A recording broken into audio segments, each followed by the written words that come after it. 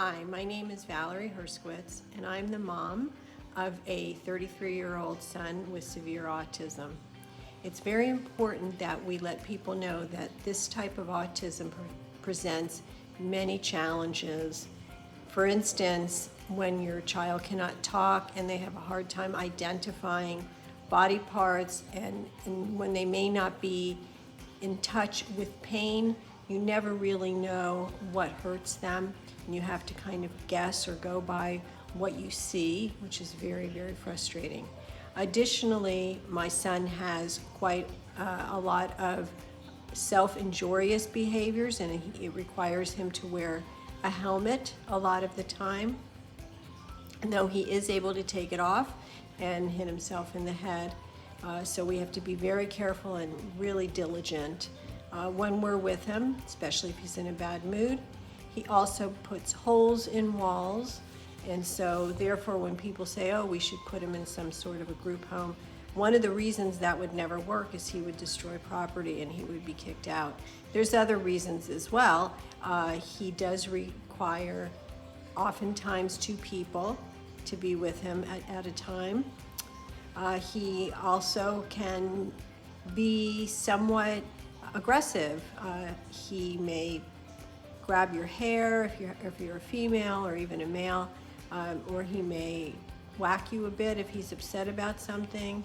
And all of these things are very challenging and make it a very difficult situation when you're trying to plan for the future. Our plan is to keep him in a family home.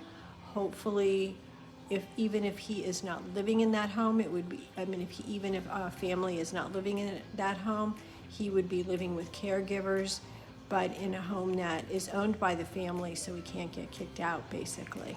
So we're hoping that we're going to be able to accomplish that.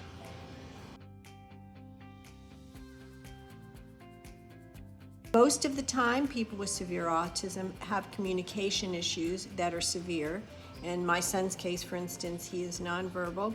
However, he does understand a lot of things, and people have a tendency to talk around him, about him, and they assume he doesn't understand things, but he does. I'm not saying he understands all the nuances of what's going on, but he can certainly understand quite a bit, and we don't even know how much he understands.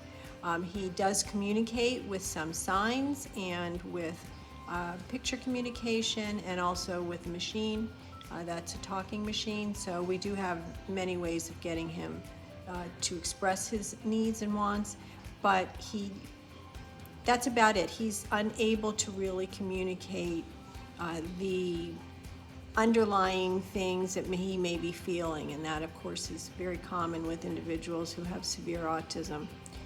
Individuals with severe autism often have mood issues, and I think people should understand that a lot of the time that's communication driven. For instance, if you were not able to communicate something that was important to you, you probably would be pretty upset, but you may not have the outbursts that individuals that have severe autism have, but they oftentimes don't know or have any ability to communicate in any other way. Also, a lot of individuals with severe autism have to take a lot of medications, and these medications can cause side effects.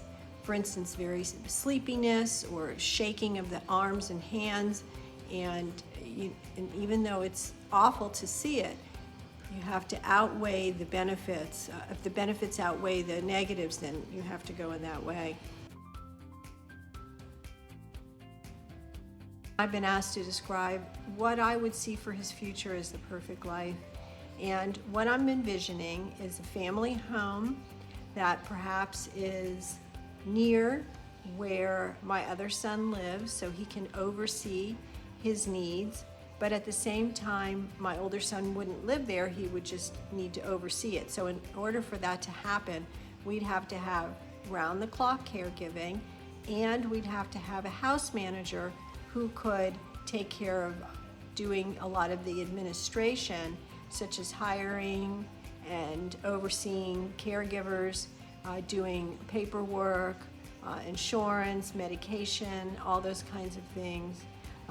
Somebody who was paid well so that they could maybe do, in case of any kind of special problems, would be able to handle that.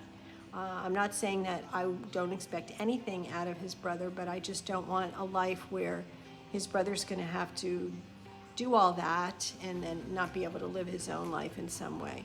So that's what I'm hoping that I can find. I'm hoping that other parents maybe would be interested in sharing a house manager in my community. And I'm not opposed to maybe him having a roommate, but I'm not 100% that would work out, but maybe something like that.